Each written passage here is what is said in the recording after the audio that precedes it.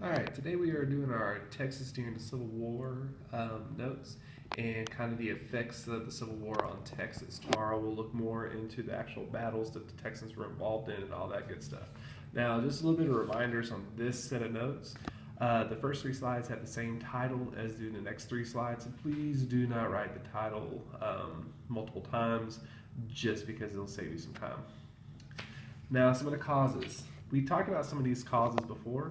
Yes, I did misspell a word, and that's okay. The first one is states' rights. Texans believe that states should be able to make their own political, economic, and social decisions with minimal federal government interference, especially when it came to slavery. So what that means is that the states believe that everybody should stay out of their business and let the states make their own decisions, not the federal government. We still have that issue coming up a lot today when it comes to the healthcare law. Next one was slavery. Texans believed that slavery was vital to the economy. It was important for the economy. Cotton was needed, and the farmers believed that they could not make money without slaves harvesting. Without the slaves doing that work for free, they thought that they were going to lose money and that farming was going to fall apart. And if that happened, they were going to lose their income. So it was a way for them to kind of protect their jobs. And another thing is, a lot of them didn't believe the slaves could handle the former. If they were freed, they wouldn't be able to handle society and would be in a lot of trouble. So they felt like they were doing them a service by keeping them under slavery. Next, we have that idea of sectionalism. This is just a vocab word again. Sectionalism is the loyalty to the interest of one's own region or section of the country, rather to the nation as a whole. Many Texans came from southern states and grew the chief cash crop, which is cotton.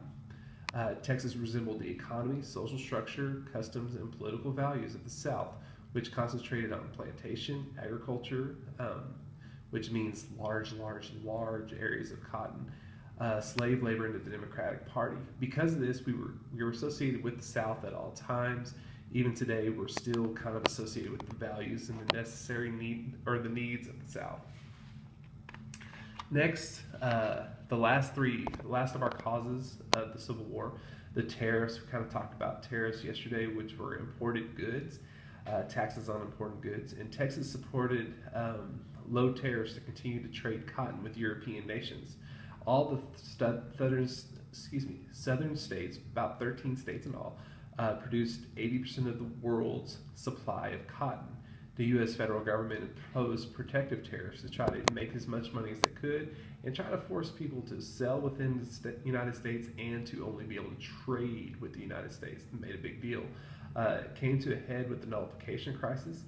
1832, President Jackson and Congress passed what was called the Tariff of Abominations. Congress raised tariffs on raw materials and manufactured goods. Means it cost more to bring those things in or to sell those things. The South had to sell cotton at very low prices to stay competitive, while they had to pay high prices for manufactured goods. So they were having to sell cotton, went from like $10 a pound to like $2 a pound, and by doing that, it made them a lot less money, and so then they were struggling financially. This resulted in a nullification crisis in which South Carolina believed that the states had the right to nullify a law it considered unconstitutional. South Carolina threatened to secede by a compromise, but not by threatened to secede, but a compromise ended the threat. The issue continued to brew until 1861. We had the Great Compromise get passed here, and it allowed them to continue to stay as one functioning nation. Now, the effects of the Civil War on Texas were pretty great, and we're just going to look at the effects today, and tomorrow I'll spend more time looking at the battles. The political effects. Texas joined the Confederate States of America, which we mentioned yesterday. Sam Houston, as you read in your reading, is removed from office for refusing to take the oath to join the Confederacy or the South.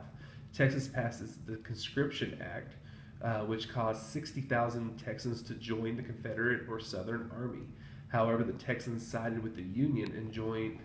Some Texans sided with the Union and joined the Union Army. That's why they talk about the Civil War was a battle, brother against brother, family against family, and there was a lot of issues with that. Another set of issues that we had were social issues. Some social issues that we had were greater responsibilities for women and children. Their husbands or fathers went to war, and so now they're going to have to deal with trying to take care of the farms, trying to make a living all by themselves. Another one was a loss of family members. War, people die, and so they had to find a way to recover from that and make sure they took care of everything. And finally, Union soldiers were treated with hostility. There were a lot of Union folks that still lived in Texas. They didn't want to leave their state, and they were all treated hostilely, which means they were treated badly. Other one was we had economic effects. Now, the economic effects, there are shortages on commodities like coffee, medicine, salt, clothing, and pepper. Texans traded with Mexico, our old enemy, to supply some of these items during the war. Cotton production declined because it's a labor-intensive crop, and without people to work it, it took a lot more. It really bankrupted a lot of people, and then you can't eat it. So corn and wheat are produced more and more, and that's going to help out. There's a shortage of labor. With the men in the army and slaves kind of not staying around, they're going to have a hard time. And then inadequate production in agriculture and business. They're not making enough products.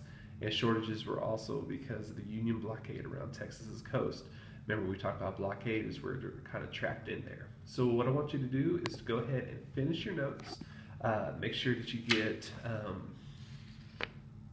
your I learned statement done. After you get your I learned statement done, you should look on there. There's a quiz for you to take. So go ahead and take that quiz, and that'll kind of finish up our day. All right, good luck.